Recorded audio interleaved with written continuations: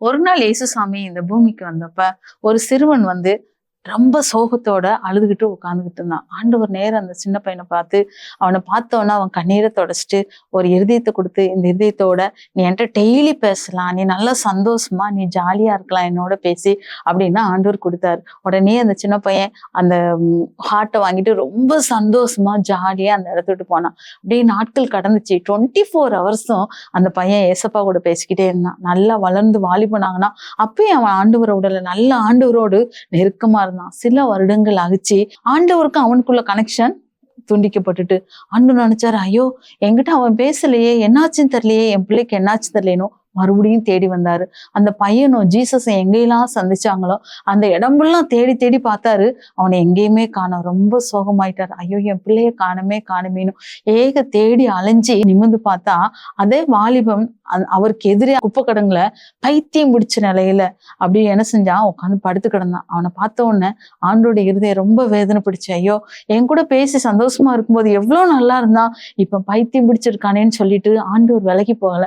அப்படியே போய் அவனை போய் கையை பிடிச்சு தூக்கி விட்டு, என்னாச்சு உனக்கு, நீ என் கூட கொஞ்ச நாளாவே தொடர்புல இல்லாம போயிட்ட, உங்ககிட்ட நான் தொடர்புல இல்லாம இருந்ததுனாலதான் எனக்கு இந்த நிலைமைன்னு சொல்லி என்ன செஞ்சான், போய் ஆண்டோர் பாதத்தை பிடிச்சான். ஆண்டோர் ஐயோ நீ குப்பை தட்டியில இருக்க, அசிங்கமா இருக்குன்னு சொல்லி விடல. அவர் அப்படியே அவனை என்ன செஞ்சுக்கிட்டாரு, அணைச்சு பிடிச்சுக்கிட்டாரு. அணைச்சு பிடிச்சிட்டு அந்த ஹார்ட்டை கேட்டா அந்த ஹார்ட்டும் அதே குப்பை தொட்டியில தான் கிடந்துச்சு.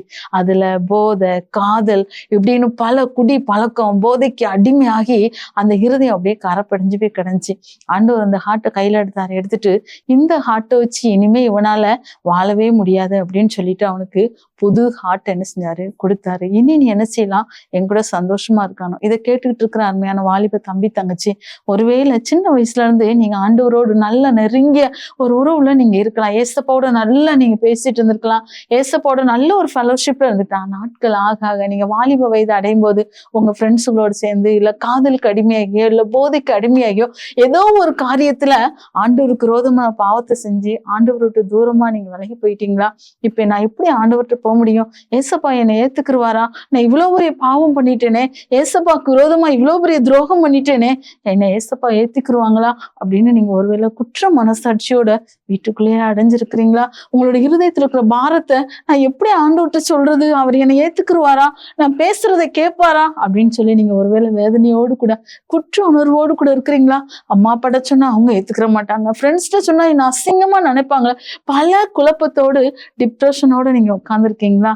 நீங்க எந்த இடத்துல இயேசுவை தொலைச்சிங்களோ அதே இடத்துல ஆணி பாய்ந்த கரங்களோடு உங்களுக்காக ஆசையா ஆண்டவர் காத்துட்டு இருக்கிறார். நீங்க இப்ப எந்த சூழ்நிலையில இருந்தாலும் அப்படியே நீங்க ஆண்டவர்கிட்ட வாங்க.